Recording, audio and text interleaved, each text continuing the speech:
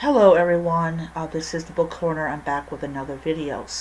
I have been trying to do this video all day, but I always seem to either make mistakes or get a little bit too heated and that's not how I want to be. I want to present things in a clear, calm tone, and I've just been totally out of like steam, so now I think I've reached the point where I'm going to talk neutral. So, for people who may want to know, I am Hermione the Bibliophile on TikTok, but I will not be posting videos on TikTok for a while because, first of all, I am reading Sarah J. Maas, and I am concerned that I will be openly attacked by people that don't like her political views, and they do not like it if people are reading her book.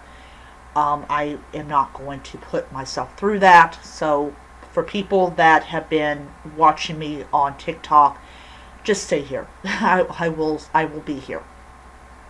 So yesterday on TikTok, yesterday I was on TikTok and I was scrolling through and I found this girl. It was a For You page, and I was listening to her video because I am a firm believer in listening to people's opinions. This one really riled me up. And what it was a video telling people that there are certain authors that are supporting Israel and that you should not read their books. And if you support Palestine, you definitely need to read these books, even if the books are bad. I paused it and I sat there and I was like, did she just act like these conservatives that are calling for book bans and book censorship and author censorship and telling teachers what they can and cannot teach in their own classrooms, things like that? Or am I seeing this? Is this another version of it? So I checked out the comment section, and the comment section was a literal shit fest. Literally, people that knows absolutely nothing about the Middle East are like, well, I bought Sarah J. Maas's book and I'm not going to read it because I support Palestine and all that stuff. I know I'm talking like this. I grew up in the 90s. Why watch Clueless? It was a weird thing. And then you had other people that were saying that I was going to buy these books, but now that I know that these authors support Israel, I'm not going to buy the books. I don't even know if there was people on TikTok that were saying, well, if you support Israel, don't be reading these books. Okay. I'm going to make this very, very bluntly clear. It don't matter if this shit is coming from the left or from the right. Calling for or trying to convince people to not buy someone's book because their values does not ally with my values is so stupid. Because the reason that books are being taken out of public school, out of public libraries, out of universities, is because the values of the author or what the author writes does not go with what the status quo believes. When you go and you call for other people, or you try to dictate what other people can read or should read or shouldn't read, this is why this particular practice is such a nasty stain on the U.S.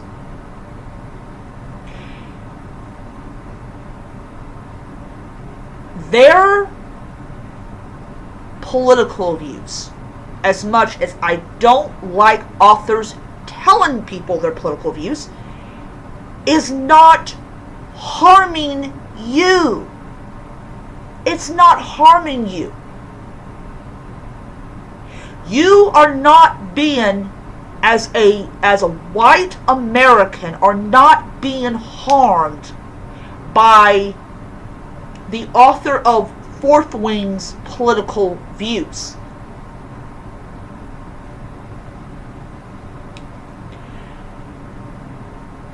So why do I believe that authors should shut their mouth about their political views if they're not being directly affected by it?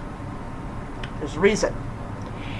We live in a society where when we fall in love or when we have an obsession over a celebrity, over an author, anyone, we need to know every bit of their lives, personal and public. This is why Hollywood actors have gates with cameras. Because people are so obsessed over them, they will break the law. Same thing with authors. Sarah J. Maas is an extremely popular author. And her books have been widely banned, criticized, she's been criticized, stuff like that. When you go and you, as an author, open your mouth and you tell people your political views, you open yourself up to a lot of criticism. So it's better to just keep that part of yourself private. You don't need to be sharing every aspect of your life to people online. You are helping to feed this narcissism and this desire to know everything by people that don't know everything.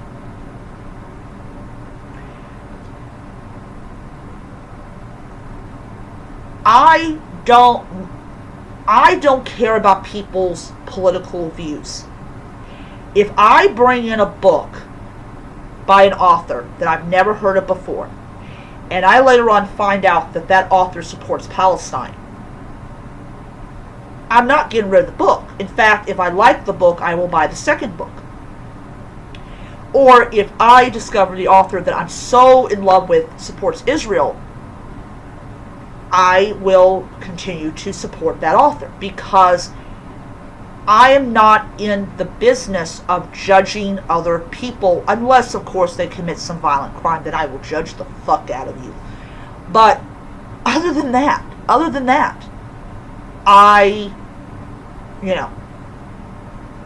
the history of the Middle East is very complicated.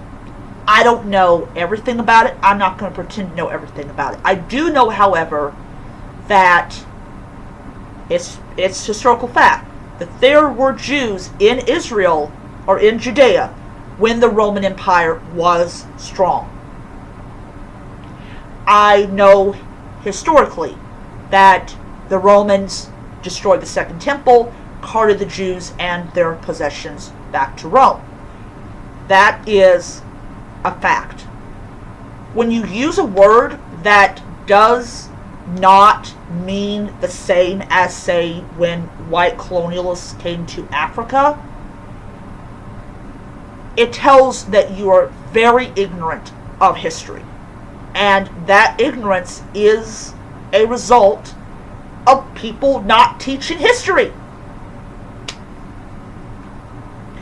So you can agree with it, you can disagree with the fact there was Jews in Judea when the Roman Empire was strong, but you go and talk to a scholar who is a professor of Roman history, and they will tell you, yes, there were Jews in Judea.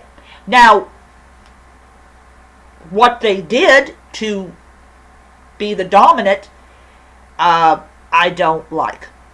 But that's part of history, and you don't have to like all of history, but you have to respect that history happened, and that when history happened, there were winners and there were losers, and that's just how it is, and that's just how it is in history. That's just how it is in life. But to get upset that your favorite author is not perfect, or doesn't have the same political beliefs you do, and then turn around and try to convince a bunch of people to not buy their books, has a weird habit of causing the books to be very popular. For example, is the Streisand effect. People who do not know about the Streisand effect, it is basically a photographer was taking a bunch of photos, and one of the photos had Barbra Streisand in it. She tried to get it taken back, and it caused the photo to be downloaded like 100-something thousand times, or something like that. Yeah, boycotts don't work. Censorship is not good, no matter who's peddling it. And using literally the same kind of language that right-wing, anti-LGBT, anti-people of color conservatives does not make you look any good. In fact, it makes you look pretty bad. But anyways, that is my viewpoint on it. I said I'm not going to stop reading books because of their political views. I'm going to continue to be a reader of different kinds of books, and I'm going to continue to support authors. Now, if they've committed some heinous crime, I definitely will support them. But political views are protected by the First Amendment. And we have to, as people who love the Constitution, especially the First Amendment, and who supports authors, we need to say, okay, look, I understand you don't like this person's political view, but they have the right to have it. So I am going to end it here. Hope you guys enjoyed the video, and I will be back with my Throne of Glass impression videos. I've got 2 of them to do. Tomorrow I will only be doing one. I'll be doing one up until Wednesday a day, because I only am off for 2 days next week, which I'm totally happy with. So I will see you guys around.